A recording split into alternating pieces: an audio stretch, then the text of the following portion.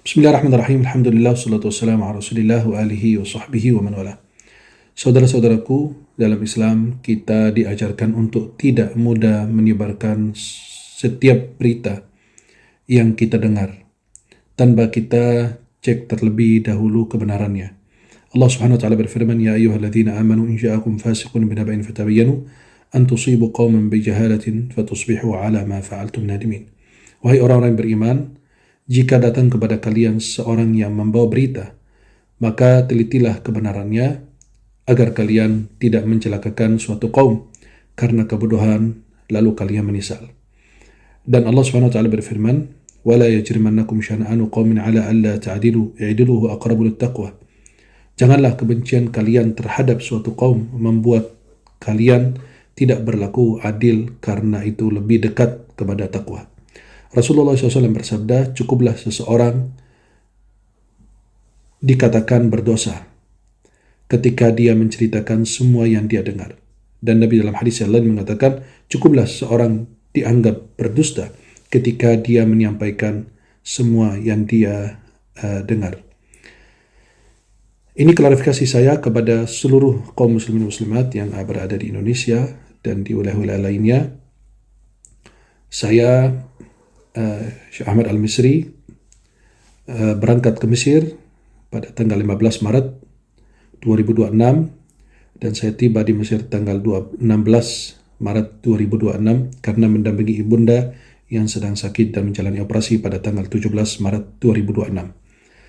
Dan saya mendapatkan panggilan kepolisian pada tanggal 30 Maret 2026. Maka panggilan kepolisian datang sesudah saya berada di Mesir, kurang lebih sekitar 15 hari.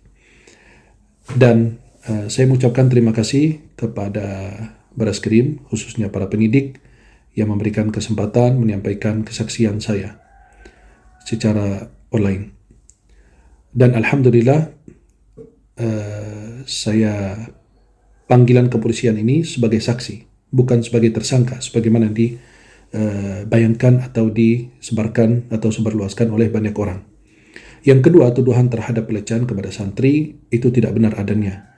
Maka mohon teliti karena bukti-bukti yang saya punya sudah saya serahkan kepada kuasa hukum saya untuk menyerahkannya kepada pihak yang berwenang. Dan juga ada saksi-saksinya.